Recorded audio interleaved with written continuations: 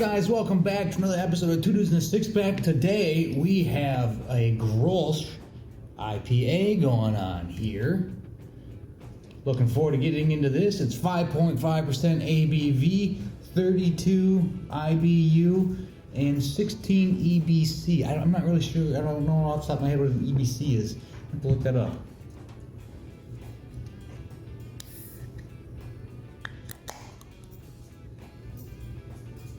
But yeah, let's get it pouring. It's been ages since I've had a Grolsch. Never had a Grolsch IPA. So I do like that they are, on the can, they've got the outline of the classic glass bottle with the stopper, which is, as classic as you get with these beers. And a little blurb on the bottom. Grolsch IPA is a beer with strong citrus and tropical fruit aromas in the mouth. These give way to an explosive, fresh bitter bite with a slightly sweet and fruity aftertaste. We'll see. Anyways, let's get into the review, get into the smell.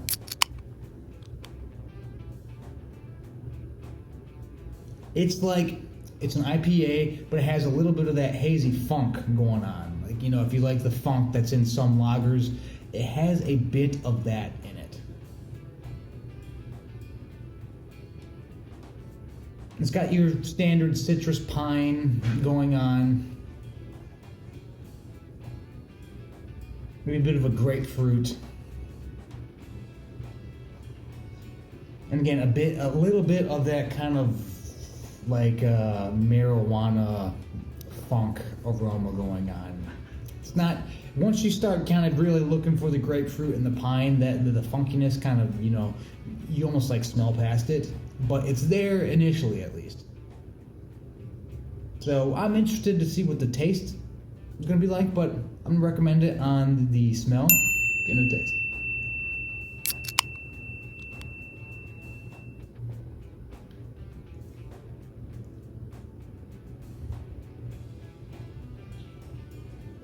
This has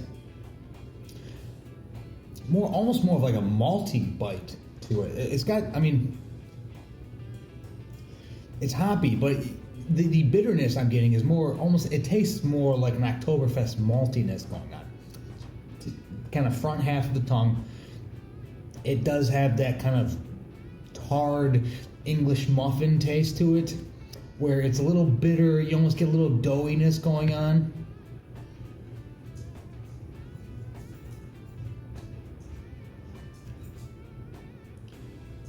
That's really the piney biscuit burnt English muffin kind of thing. That's really the forefront of the taste. When you start digging into it, you get a little bit of that citrus that the thing that that it's that it's referencing. A hint of grapefruit, more like a grapefruit rind than just grapefruit juice. But that's very minimal back end. And honestly, what did it say for an aftertaste? Slightly sweet and fruity aftertaste? No, not. I am getting the malty lingering on the tip of my tongue. That is very pronounced. That is what's just, it lasts on my tongue, and that's still tasting it. This is one of those beers that you drink, and you're gonna still taste it in your mouth. Or when you're done. You'll probably still taste it when you're drinking the next beer. It's okay. With the burp, I get the bitter, I get the hoppiness. I get almost more hoppy with the burp than with the initial taste to it. It's all right. I don't know. It's kind of, it really kind of tastes like a cross between a mild IPA and a more malt-forward Oktoberfest beer. It feels like that's the cross here. I'm minimal fruitiness. If you're looking for a fruity IPA, this is not the one to go for. It's not incredibly hoppy either. It's this aftertaste that's kind of It's almost bugging me. Like, it's just there and it won't go away. And I feel like it's going to be tattooed on my tongue for a little while. So, I'm gonna be honest. I'm not really digging the aftertaste, how much it's lingering, and the fact that it's talking about a strong citrus and tropical fruit aroma with a what was it? Explosive, fresh, bitter bite. I mean, there's a bitter bite, but it's more malty bite. I feel like it's just, I don't know, the billing. I feel like the taste isn't living up to the billing. I'm not going to recommend it on taste. I mean, it's not the worst thing in the world. I'm not into it at this moment. So I'm not going to recommend it on taste. Next category is value for price, and I'm in Argentina right now. I don't know what this costs in the States, but here I bought it for, again, about $1. So can't go wrong with $1. Even if you don't like it, you only spend $1. So I'm going to recommend it on value for price. Next category is distinction. How distinct is it? And I feel like it is kind of distinct because it has more of that malty Oktoberfest vibe going on. It's very much more along those lines. I feel like, it's a German IPA, so it's leaning more into the German roots than you're going to get from like a British or a US IPA. So it really is more in the lines of a German made beer, which makes sense, and I like it. It is a little different from your standard IPA. It has that interesting malty aspect to it, which I don't get in a lot of the other IPAs. So in terms of distinction, yeah, I'm gonna recommend it on that. It's different from some of the other IPAs that I've had. Next category is drinkability, and honestly, it's 5.5. The IBU is relatively low. For 5.5%, I would expect it to be a little more drinkable. I don't know.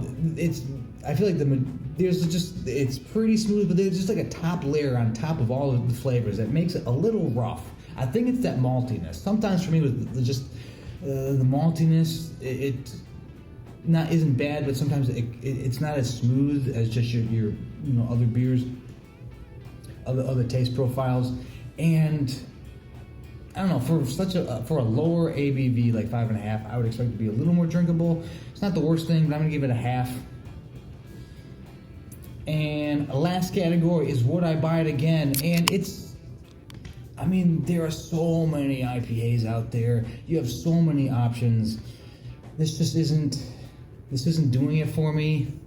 And it's an interesting kind of, I feel like, again, IPA meets Oktoberfest, but I feel like I'm either going to want an Oktoberfest beer or I'm going to want an IPA. Maybe in the off chance that I feel like, blending the two, okay. But, I don't know, I wouldn't be against it, but I have no real reason. I'm going to give it a half just because it's like, I'd do it, but it's not really all that necessary. So, yeah, I'm going to give it a half. But, alright, that is my review of Grolsch IPA. The bottom, if I can even read this, is Vok Manshop S Mesterschap. I don't know what that is. I know I completely, that was brutal, but yeah, I don't know. It's fine. It's okay. But yeah, so anyways, that's my review of Grolsch IPA, refreshing IPA. What do you think? Have you guys had this before? Let me know in the comments. Like, subscribe to all the good stuff. And again, glad to be back doing the beer reviews. It's been a while, but I'll be cranking them out, getting back on top of all this stuff. So anyways, for myself and for Grolsch IPA, take it easy.